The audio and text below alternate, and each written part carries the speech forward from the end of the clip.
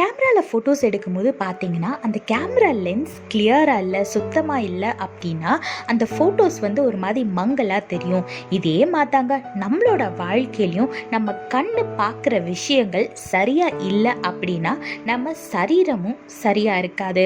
வேதத்தில் பாருங்கள், மத்தேயு 6:22 போட்டிருக்கு, கண்ணானது சரீரத்தின் விளக்காய் இருக்கிறது. உன் கண் தெளிவாய் இருந்தால் உன் சரீரம் முழுவதும் வெளிச்சமாயிருக்கும்னு வேதத்தில் போட்டிருக்கு. ஆமாங்க, எப்படி கேமரா லென்ஸ் சுத்தமாக இல்லைன்னா ஃபோட்டோ கிளியராக விழுகாதோ அதே மாதிரி நம்ம அன்றாட உள்ள வாழ்க்கையில் நம்ம யூடியூப், இன்ஸ்டாகிராம், ஃபேஸ்புக்னு நிறைய விஷயங்களை சோஷியல் மீடியாவில் பார்த்துட்ருக்கோம். ஆனால் சரியான காரியத்தை பார்க்குறோமா? தேவனோட வேதத்தை வாசிக்கிறோமா? எப்படி அந்த கேமரா லென்ஸ் அழுக்காக இருந்தால் ஃபோட்டோ பிளராக இருக்குமோ அதே மாதிரி நம்ம பார்க்குற காரியங்கள் சரியா இல்லை அப்படின்னா நம்மளோட சரீரமும் அதுக்கு ஏற்ற மாதிரி தான் இருக்கும்.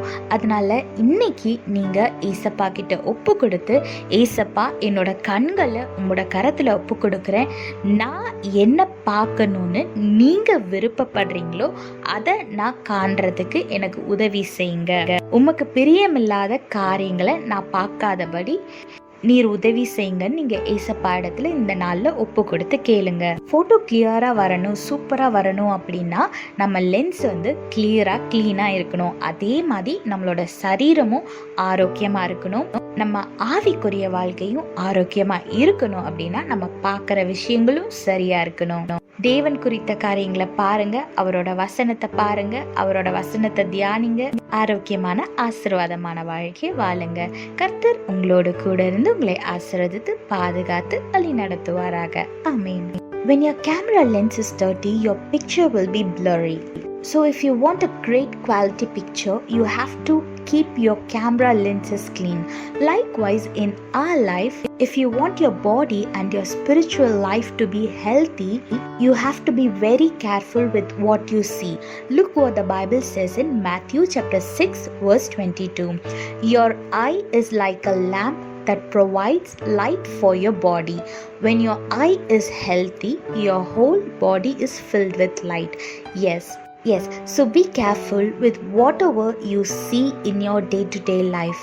In these days, we are always addicted to our phones and we are watching videos and reels in social media.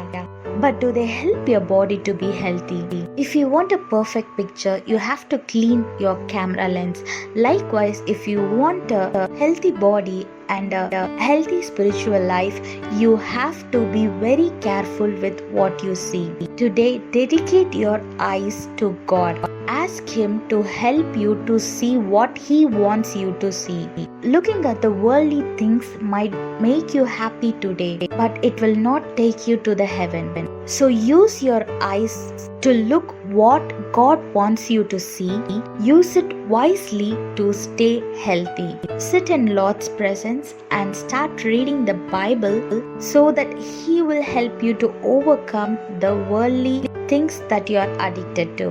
So be careful with what you are seeing.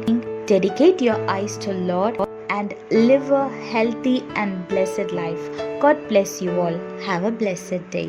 Amen.